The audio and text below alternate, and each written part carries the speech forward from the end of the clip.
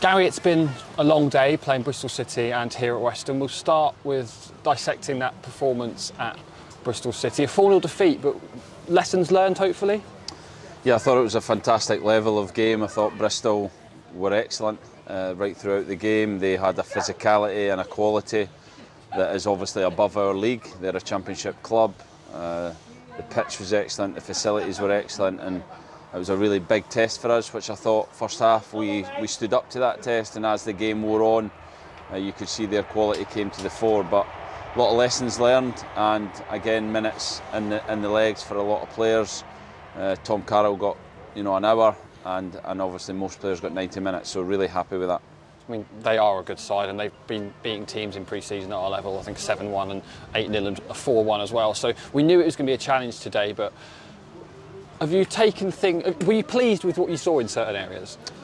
Yeah, I was, because it wasn't our full strength team either. We had, an under-18 playing, we had Ed James playing, so we weren't at full strength by any stretch, and I felt we competed with them for large periods.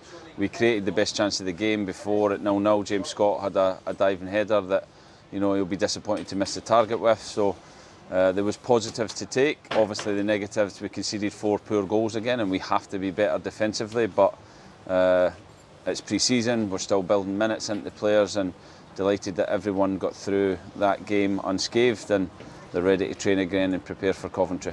An entertaining game here this evening, 3-2. First half performance I thought was brilliant, could have been further ahead.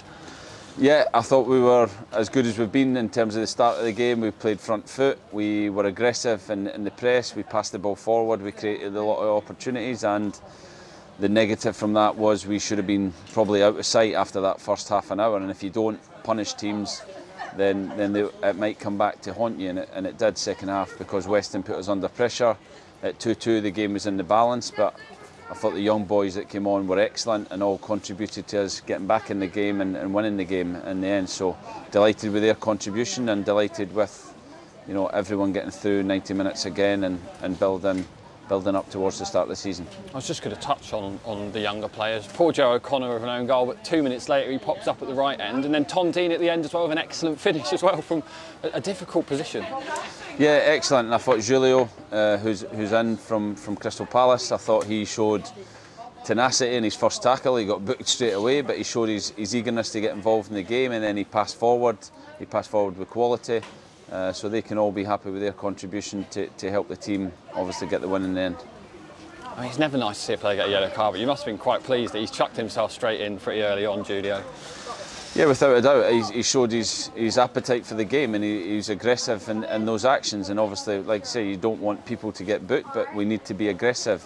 I think the big lesson from the Bristol City game was whenever we created opportunities where we looked like we were going to be dangerous, they stopped the game by fouling us and being professional in how they played the game, and we have to learn those lessons, that when we do give the ball away in dangerous areas, we have to quickly try and win the ball back or stop the game to allow us to regroup, and that's a big lesson from the Bristol game, and like you said, Julio, as soon as he came on, he'd done that tonight. Particularly early on in this game, there was some nice free-flowing passing. It felt like that's the style that you're looking for going into the start of the season. Yeah, it's coming, it takes time. There's a lot of new players who are building partnerships within the team, so I think game by game you can see the partnerships coming together, but it's going to take time, and like I said, the big negative is defensively we have to get better. We've conceded far too many goals in the last 3 games, and we have to improve in that department. I imagine that'll be what you'll be working on most over the next week, because of course the Coventry game is the last chance to perhaps perfect things and get things right before that game at Wycombe.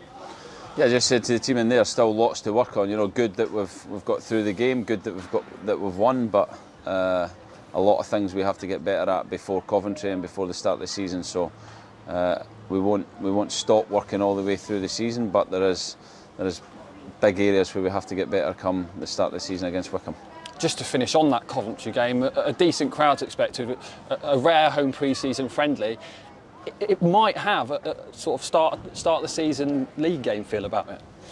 Yeah, I hope so. We want as many supporters as we can at SJP. I know they've not had a home pre-season game for a while, so it would be great to see a big turnout, and good for the players to get that feel of a big game. And like I said, build our readiness for the Wycombe game, because you know, all these games, whilst we want to try and win, whilst they're important, then they don't really matter.